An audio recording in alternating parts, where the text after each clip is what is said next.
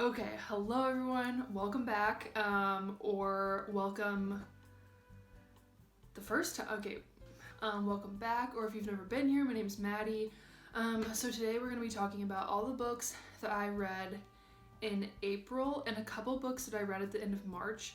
The last video I did about the first 10 books I read this year, and I'll put it somewhere up here, and it was just a lot of books to talk about. And I just think this is a better format. Obviously, that's why everyone does like this. So without further ado, get your drink, settle in, and let's get to the books. Okay, so the first book that I read at the end of March was Lock Every Door by Riley Sagar.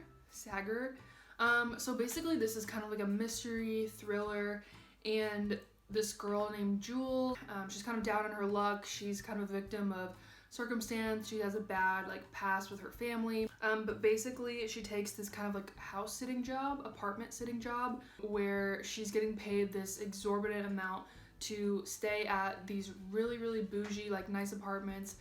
It's a building called the Bartholomew, so obviously that tells you that it is super fancy, I guess. But basically she's getting paid to stay there, and obviously her best friend is that's really weird that you're getting paid, I think it was $10,000 or something, to just stay at these apartments for free, to house sit.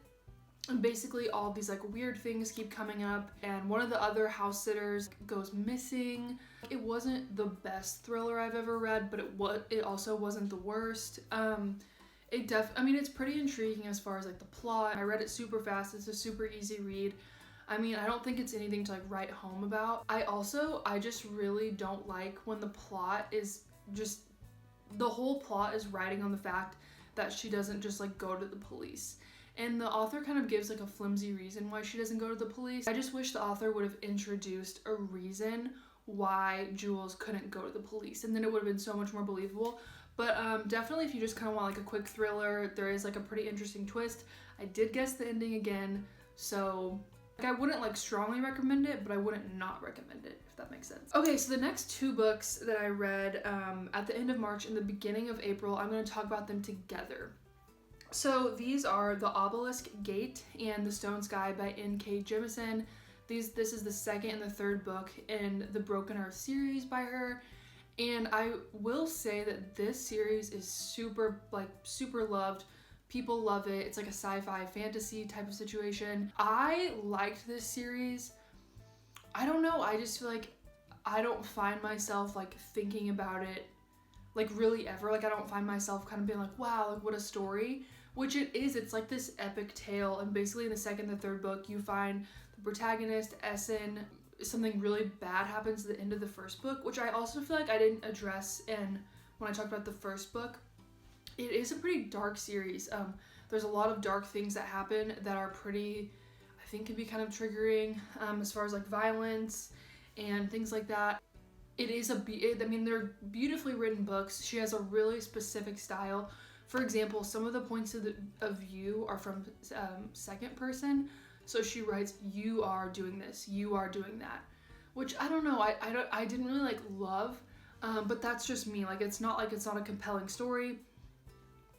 I do feel and maybe it's just me, I didn't read close enough, but I do sometimes feel I did never get a full grasp of the science and the world and everything, but that could just be me not doing a close enough reading. There was just so many moments where the characters had, so I was doing this and that, and then I realized there's just characters always just kind of mystically understanding how something works without actually knowing. But the third book does wrap up really nicely. I do think it was a really good ending, actually. So if you are looking for a really compelling, interesting, different kind of sci-fi fantasy series, I would recommend this series. It's super well written. It's really intriguing, especially when you think about how she kind of is writing this series based on kind of real world social issues, which I think is interesting. Yeah, so I actually would recommend this series, so definitely, give it a chance. Okay, so the fourth book that I read in April, I feel some way about. So the fourth book I read in April was Inheritance by Dani Shapiro. So the full title is Inheritance, a Memoir of Genealogy, Paternity, and Love. Okay, so this is a pretty complicated story. I mean, it's not complicated, but I have complicated feelings about it. So let me take a sip of coffee before I keep going. And this is a memoir, so it's a true story. She's written like 4 memoirs. So basically she's in her 50s and she takes one of those genealogy tests, just kind of a one-off, you know, like no big deal. She finds out that her father is not her father because her father's not her biological father because it was from a sperm donation. So her mother and father were having trouble conceiving, and they went to basically they got a sperm donor. And oh wait, that's another really important aspect, is her mother and father are both dead when she finds this out. So that is something really important to mention. So she can't talk to them about it, which I think that would be incredibly difficult, to not be able to talk to them about what's going on. So basically this kind of journey ensues, obviously, of her trying to be trying to find her real paternal father, her real father, her biological father, that's what I'm trying to say. And just kind of talking about everything that she's going through, her journey of kind of trying to figure out like who she is. So it's really hard, I think, to criticize memoirs because you never want to feel like you're discounting someone's feelings or you're discounting someone's emotions. For me, this book was just so like self-involved, and kind of, it feels so wrong to say you're just kind of like throwing yourself a pity party, but she just kind of goes to the whole book, and instead of, I thought it was going to be kind of this thoughtful rumination about who are your parents? What does it matter if they're your biological father or your, you know, non-biological father? This is the man that you grew up with. And another huge aspect of the story is her mother and father are Orthodox Jews, and so that's how she grew up. And it's interesting, she did have people all her life telling her there's no way you're Jewish. Like, you don't look Jewish, there's no way you're Jewish. Like, it's not possible. But it's just kind of interesting because once she finds out this about her father, I don't know, it's like she's like everything's changed, like I don't know who I am. So I just found it kind of hard to get through because I don't know, it's hard to hear someone just kind of completely discounting any, like, okay, here's a perfect example of what I'm trying to illustrate. There's a scene where she has a portrait of her paternal grandmother on the wall in her office, and she's like, I don't even know who this person is to me anymore, and like takes down the portrait of her and is like, oh, I'll figure that out later, and like replaces the portrait. There's just so many scenes where she's like talking about how when she was growing up, she would stare at herself in the mirror when she was 13 or 8, and would stare at herself in the mirror and would see, you know, her face changing, and she knew there was always something there. And I was like, did you though? Did you know that there was something different when you were 8 years old? And there's just certain passages, like, for example, so she has a half-sister, Susie, that she shares. Susie is her half-sister from her paternal side, so from her father. So one night, this is before she finds any of this out, that her father was not her real father.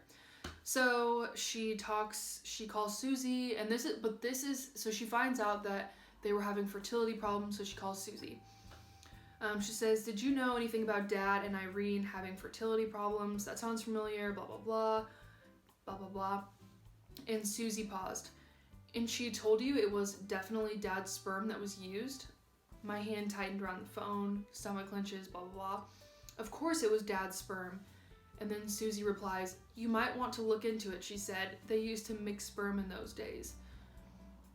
And so then, you know, Dani is ruminating on what she says, and she says, my psychoanalyst half-sister was expressing a very deep and perhaps not wholly conscious wish she would have preferred that I had not been born.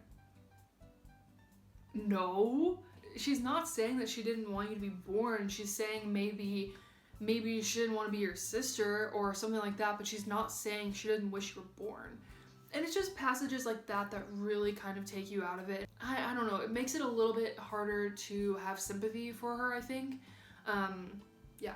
So something else, a really, really, really big issue with the book, which I think is an interesting issue in general, is privacy, like the right to privacy. And I do think that is something that our society is kind of grappling with right now, as far as with sperm donations and things like that. And do you have the right to have privacy? You know, it's kind of like, what is the creator's responsibility to the created?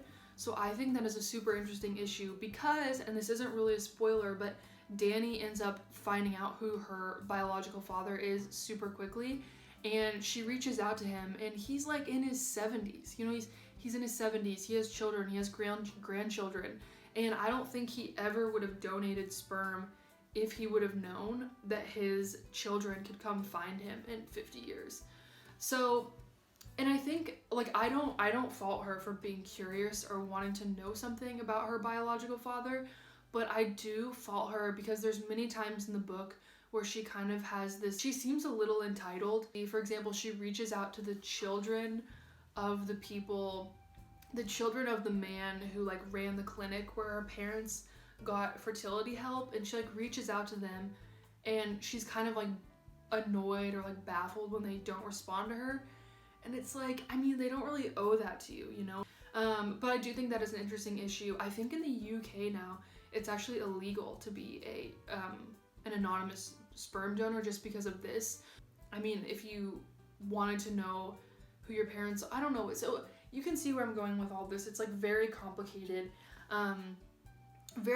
issues that the book deals with, but I wish that she would have dealt with that a little bit more and been a little bit more thoughtful when she wrote her novel, or when she wrote this memoir, instead of kind of spending the entire book in like the woe is me, I don't know who I am anymore, you know, kind of crisis.